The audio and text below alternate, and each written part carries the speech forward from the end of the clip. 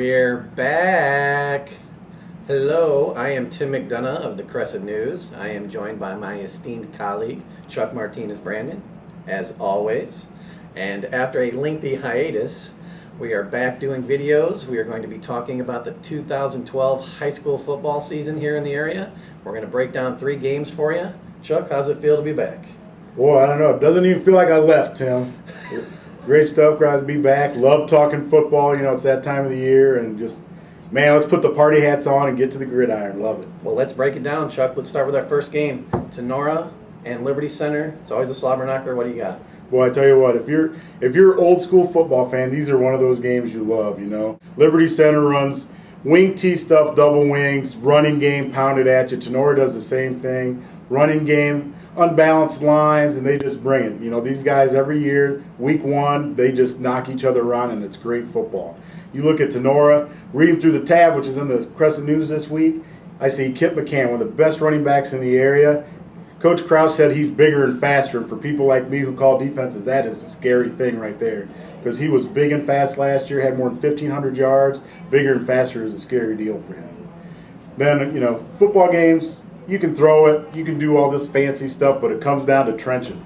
You know, who wins the war in the trenches, that's going to be the key. If Liberty Center can stop and get Kip McCann, they'll be okay. But they lost some big-name guys like Hefflinger over there who all-state stud for him. So, again, it's going to be one of those old-time football games. Get it done in the trenches. You'll win. Who do you like?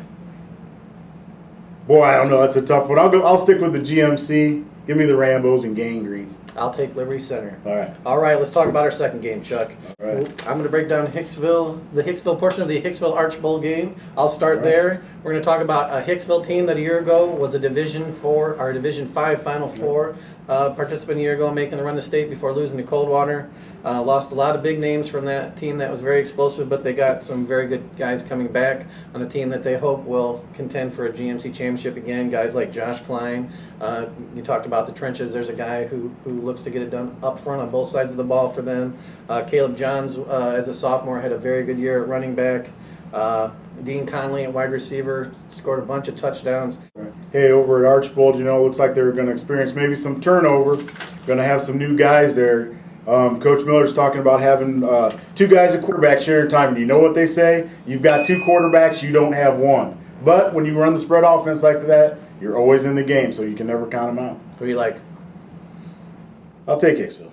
I'll take Archbold. All right. All right. I'm sensing a trend. And our last game here, obviously the big rivalry in the area on Friday night, Defiance, Napoleon. Talk about teams that have a lot of respect for each other, but 2 towns that don't like each other. Obviously, Defiance is coming off a win in that game.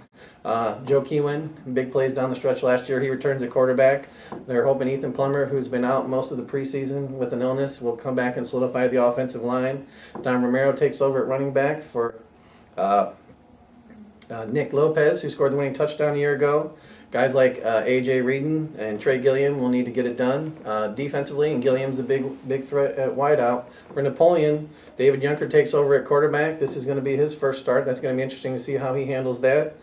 Jordan Loft, the basketball player, going to Toledo. He's playing football. He's 6'5". He can jump out of the gym, and he's going to be a huge weapon. You can't coach 6'5". No, it's just natural. No, yeah. Bryant Schlade and Charlie Harris in the backfield will give Napoleon a threat in the running game, and guys like Adante Warren and Sam Walker at linebacker and nose tackle are going to have to get it done for that 3-5 Napoleon defense. Should be a fun game.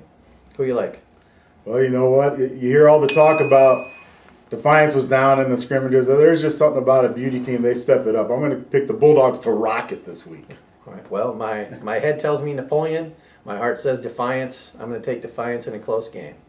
Join us next week when we not only break down games, but we hand out our Whopper Hit of the Week award to an area high school player and our Powerade Power Play of the Game award to somebody who got it done. Check us out next week. That's all we have for you this week. We'll be back real soon.